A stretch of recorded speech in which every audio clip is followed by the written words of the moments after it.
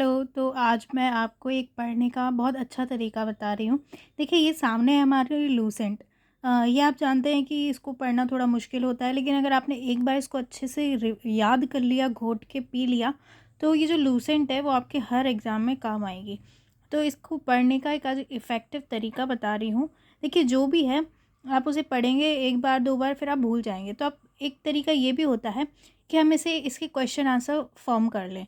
ठीक है, अपने लिए आप क्वेश्चंस बनाइए, फिर उसके आंसर दीजिए। ठीक है, और इस तरीके से क्या है कि आपका लिखने वो भी सही होता है, बहुत सारी चीज़ें आपकी सही होंगी, जैसे कुछ चीज़ें मात्रा वगैरह गलत होती होंगी, ऐसा नहीं है। ये जो शब्द हैं बहुत टफ हैं, ठीक है, स्टार्टिंग के, हिस्ट्री के, तो आपका वो भी ठीक होगा, आपको काफ़ी कुछ फ़ायदा मिलेगा। और एक बार अगर आपने इसे अच्छे से रट लिया, थोड़ी मेहनत होती है इस मेथड में, लेकिन अगर आपने इसको रट लिया, इसको कर लिया, तो उसके बाद आपके एक तो हमेशा के लिए नोट्स बन जाते हैं, ठीक है, और दूसरा कि आप उसे कभी भी रिवाइज़ कर सकते हैं और लिखते वक्त आप ज़्यादा आपको याद रहता है। तो मैंने बनाए हैं क्वेश्चन आंसर्स, बिना कुछ छोड़े मैंने इसके क्वेश्चन आंसर्स बनाए हैं। अगर आपको पसंद आएंगे तो हम इसको कंटिन्यू करेंगे। लूसेंट डे की जैसे अभी पेट का एग्ज़ाम आ रहा है, कोई भी एग्ज़ाम आ रहा है, तो सब में आप पढ़ लीजिए, याद कर लीजिए, घोट लीजिए, काफ़ी फ़ायदा रहेगा। तो देखिए, मैंने इसके क्वेश्चन आंसर्स बनाए हैं, जैसे कि आपको बताती हूँ।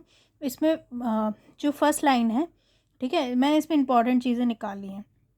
जैसे आप देख सकते हैं, सामने लिखा हुआ है कि क्या है, उत्तर में हिमालय से लेकर दक्षिण में समुद्र तक फैला ये उपमहाद्वीप भारतवर्ष के नाम से ज्ञात है, जिसे महाकाव्य एवं पुराणों में भारतवर्ष अर्थात भरतों का देश या और यहाँ के निवासियों को भारतीय अर्थात भारत की संतान कहा गया है। तो मैंने इसका एक क्वेश्चन फॉर्म किया है, जैसे क्वेश्चन आंसर में।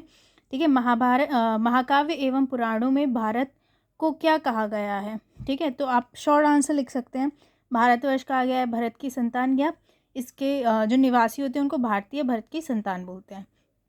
सेकेंड क्वेश्चन है, प्राचीन भारतीय अपने देश को क्या कहते थे। तो देखिए, जम्बू द्वीप कहते थे। जम्बू मतलब होता है जामुन, जामुन के वृक्षों का द्वीप इसको बोलते थे। प्राचीन ईरानी भारत को किससे जोड़ते थे। ये थोड़ा जल्दी जल्दी लिखा है तो इसकी राइटिंग ऐसी हो गई है। तो जो प्राचीन ईरानी थे वो भारत को सिंधु नदी से जोड़कर हिंदू बोलते थे। ठीक है, इसमें मैंने शॉर्ट में देखिए, इसमें लिखा है कि भारत एक प्राचीन कबीले का नाम था, भरत। ठीक है, प्राचीन भारतीय अपने देश को जम्बूद्वीप अर्थात जम्बू जामुन वृक्षों का द्वीप कहते थे। प्राचीन भारतीय से सिंधु नदी के नाम से जोड़ते थे, जिससे वे सिंधु ना कहकर हिंदू कहते थे। ठीक है, तो जो प्राचीन ईरानी थे वो क्या है, इस भारत को सिंधु नदी से जोड़ते थे और इसको सिंधु नहीं बोल के हिंदू बोलते थे। यही नाम फिर पूरे विश्व में फैल गया और पूरे देश को इस एक नदी के नाम से जाना जाने लगा। तो यहीं पे मैंने शॉर्ट में इसके क्वेश्चन आंसर्स बना दिए हैं कि प्राचीन ईरानी भारत को क्या बोलते थे, तो सिंधु नदी से जोड़कर इसको हिंदू बोलते थे। यूनानी और अरब भाषा, नेक्स्ट क्वेश्चन है, यूनानी और अरब भाषा भारत को क्या कहते थे। ठीक है, अपनी भाषा में। तो यूनानी इसे कहते थे इंदे और अरब कहते थे हिंदू। ठीक है, फिर नेक्स्ट क्वेश्चन है, मध्यकाल में भारत को क्या कहते थे। अंग्रेज़ों का इंडिया शब्द कहाँ से आया। तो देखिए, जो मध्यकाल में इसको हिंदुस्तान बोलते थे, जो फारसी शब्द हिंदू से आया। ठीक है, इंडिया शब्द जो है वो इंदे से बना है, यूनानी इस इंडिया को कहते थे इंदे, उससे इंडिया बना है। ठीक है, अब ये क्वेश्चन आंसर बनाने में और लिखने में बहुत दिमाग, मतलब आपका बार बार वही चीज़ रिपीट होगी। आपको एक बार बना लोगे, अब इनको रिवाइज आप कभी भी कर सकते हो।